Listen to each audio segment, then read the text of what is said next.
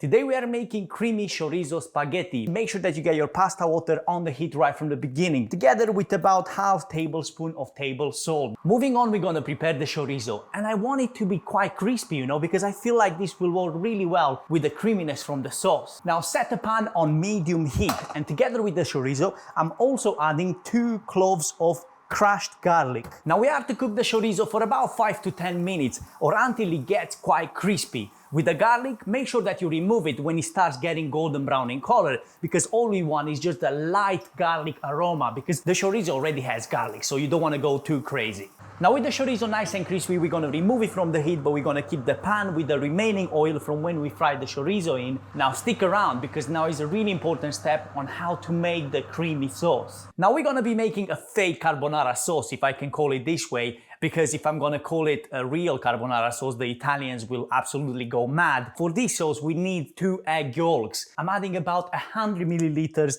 of single cream. Parmigiano Reggiano, about 30 grams is what you're looking for. Now, freshly ground black pepper, which I believe it works really well in this combination. I usually go probably with a bit more than I should, so I'm gonna go in with a good 1/4 teaspoon of freshly ground black pepper. Now mix everything together until well combined. Okay, so when your pasta is cooked al dente, it's time to put back the pan where you cook the chorizo in, where you still have the oil. Hopefully you didn't throw it away. Now it goes back on the heat, and then after we're gonna transfer the pasta in here and cook it slightly for 2 or 3 minutes to absorb some of that oil into the pasta, to also give it some sort of flavor. And a really important step here is to keep some of this pasta water, because you're gonna need it later on for when you need to adjust your sauce. Now when you're adding the sauce, make sure that your heat is set to low, or even turn it off entirely if you don't know how to control the heat, because you have cream in here, you have eggs, and if you're not paying attention to what you're doing, it will turn within seconds into scrambled eggs. I'm gonna begin with about half ladle of pasta water. And now the sauce goes in,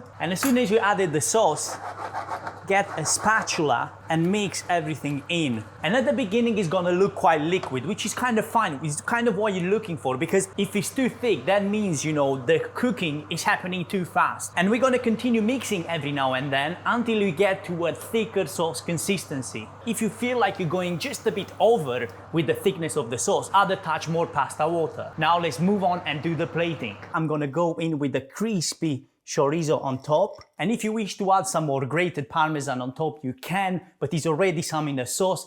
And if you enjoyed this recipe, make sure to give it a thumbs up and subscribe to the channel for weekly recipes on the Kitchen Draft YouTube channel.